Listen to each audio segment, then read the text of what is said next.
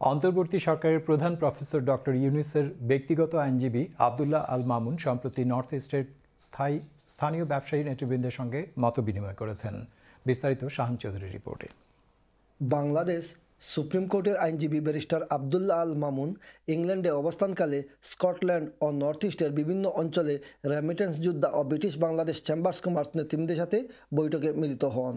তিনি সাবেক প্রধানমন্ত্রী শেখ হাসিনার সময়ে বাংলাদেশে যেভাবে হত্যা, খুন, গুম আর মিথ্যা মামলা হয়রানি চলছিল তখন এর বিরুদ্ধে সোচ্চার ছিলেন।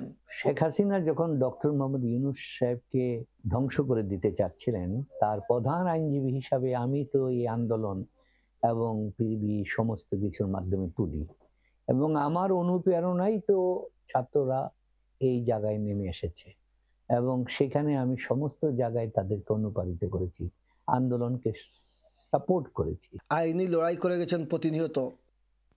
লন্ডনে অবস্থানকালে চ্যানেল এস টেলিভিশনের head of programme Farhan Masud খানের পরিচালিত অভিমত অনুষ্ঠানে বিভিন্ন প্রশ্নোত্তর পর্বে অংশগ্রহণ করেন।